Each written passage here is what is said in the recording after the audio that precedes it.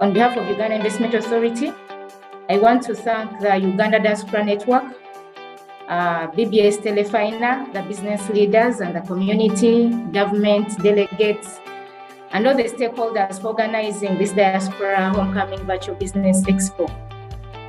Just to give you some information, Uganda Investment Authority has been part of the organizers and coordinators of the Uganda Diaspora Conventions, and this has gone back way back from 2003. So as UIA, we are really glad to still be partners and part of this fruitful engagement. And I think it was during one of the summits in Kampala, one of the events, that a decision was taken that we make it an annual and traditional event.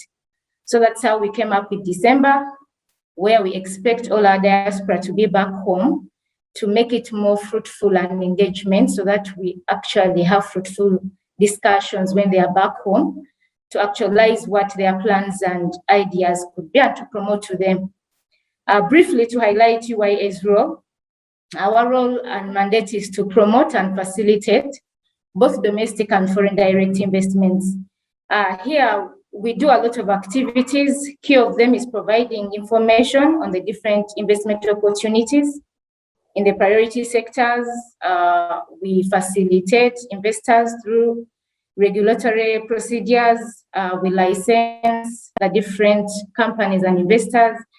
But key of them all is the policy advocacy role, where we work together with the different private sector to ensure that we create a conducive environment through the guidance of the private sector. So this is really key for UIA, because we get to understand what the business minds are, and as government, we see how to implement such recommendations and actualize the business environment.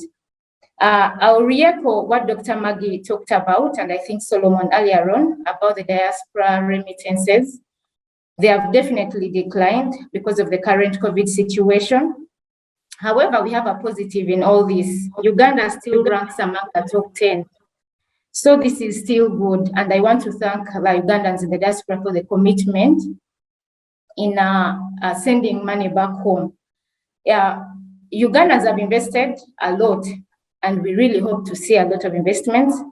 Key of these investments are in real estate, tourism, agro-processing is upcoming, and this is very important because we are focused as a country on agro-industrialization.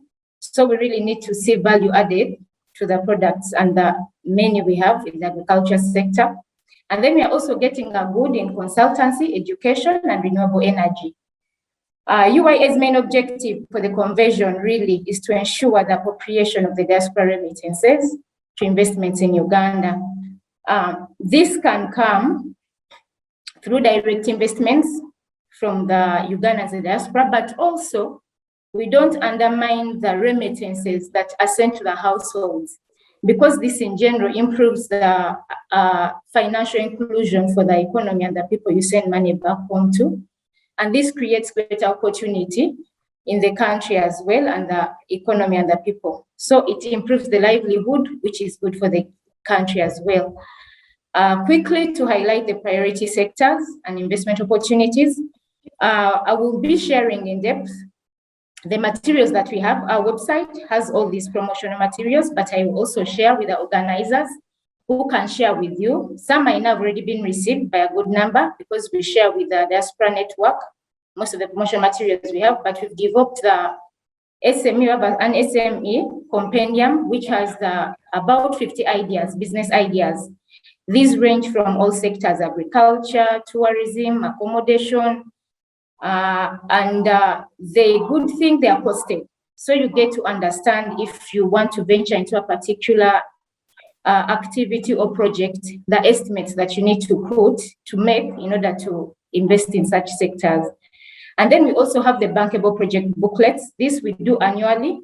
So I would also encourage the diaspora, if you have any business idea, or if you have projects that you've profiled, and maybe you've done some feasibilities or ideas, or any projects that you want to market on your behalf, we have a bankable project booklet, which enables us to market all those projects we have and then also link and create partnership with maybe foreign investors or bigger, or through the banks and financial entities that we could sell or that could see them and partner with you to enlarge the ideas you have. The investment opportunities, I will start with the agriculture sector, because this is, Uganda is an agricultural country. Opportunities, right now, we have a lot, and we are looking at focusing on value addition, as I've mentioned earlier, agro-industrialization. So we have a value addition that for all agricultural products that we have, but also we are looking at fertilizers and manufacturing of the inputs that we use in the agriculture sector. To go deeper, there are opportunities in the supply of agriculture machinery or establishment of cold storage facilities as well. And then also key of these is the packaging sector.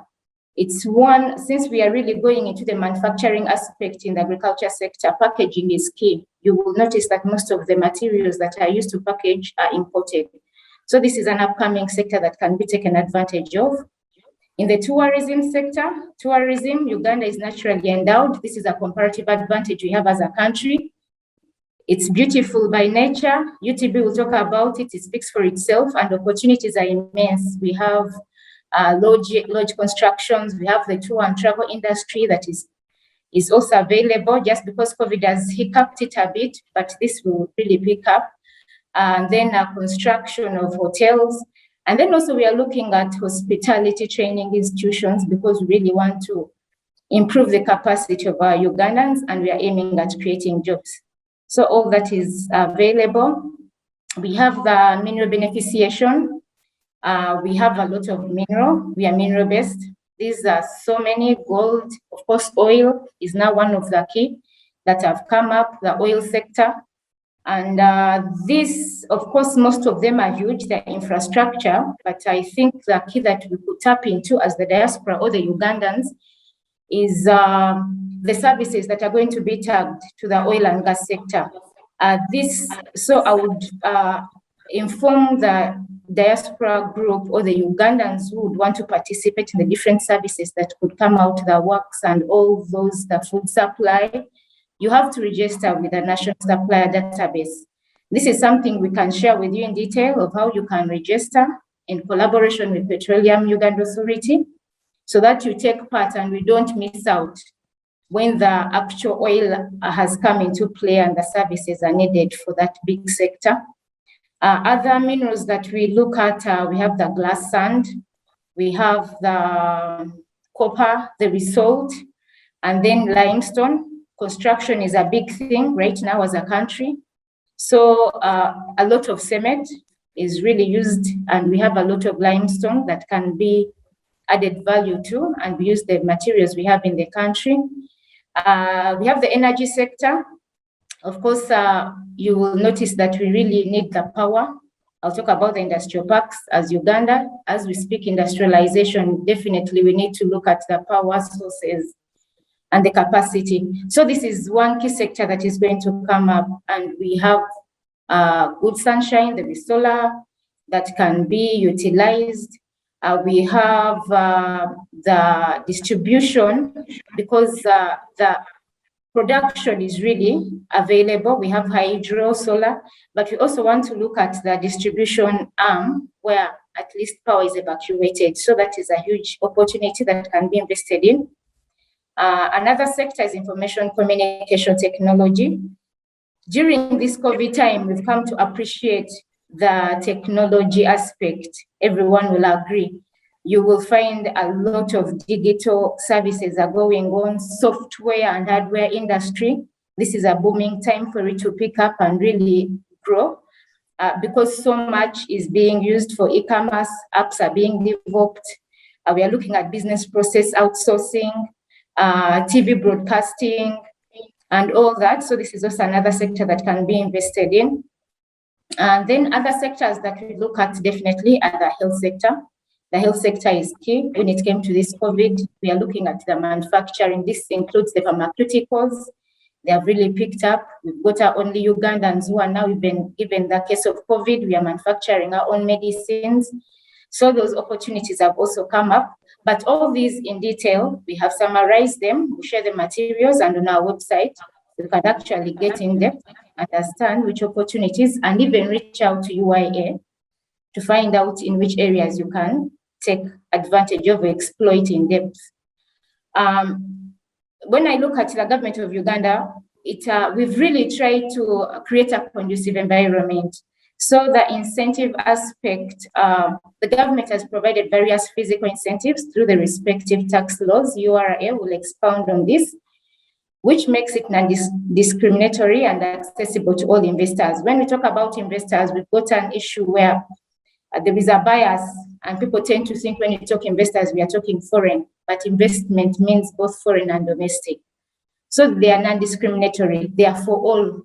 They are the same across board. And to make it even better, we've tried to segment them in the thresholds where some incentives, let me give an example of the 10-year tax holiday. For local investors, the threshold is lower, where a 10-year tax holiday can be tapped into for, let me give an example, for the agriculture and agro-processing sector with US dollars 300,000. A domestic investor can actually tap into the 10-year tax holiday. And then also the 10-year tax holiday can be tapped into if, when we look at the manufacturing aspect, if a company or an entity wants to manufacture, but biased towards export promotion, the 10-year tax holiday, and that is 80% of the production if it's exported, this can be tapped into. So generally the incentives are also sector specific. This can be shared, and they favor key sectors like tourism, agriculture, education, manufacturing. This is geared towards encouraging investment in those sectors that generate employment for nationals, because that is the main goal for the country. Tourism sector has also very good incentives, like hotel equipment and fixtures are exempt from taxes at importation. VAT is exempt on accommodations in tourist hotels and lodges located up country. So the incentives are there. What I would encourage us, and it's good that this platform is open, I think the biggest gap we have is information. If the information flow gets to the needed parties, all this can be taken advantage of. And I'm glad that we have such openings where we can share the available incentives or the information that is key to the business environment. To conclude, the other aspect where we've really tried to improve the business environment, Uganda Investment Authority currently houses the one-stop center. And I would like to thank all the partner government agencies because they have facilitated and enabled this to be actualized, where we have both physical and virtual services to investor. This has helped a lot reduce the time, setup time and cost of doing business in Uganda. We have entities, there are about 12, where we have URA, we have the registration, business registration, a provision of work permits, immigration services. I've had there are a lot of issues there.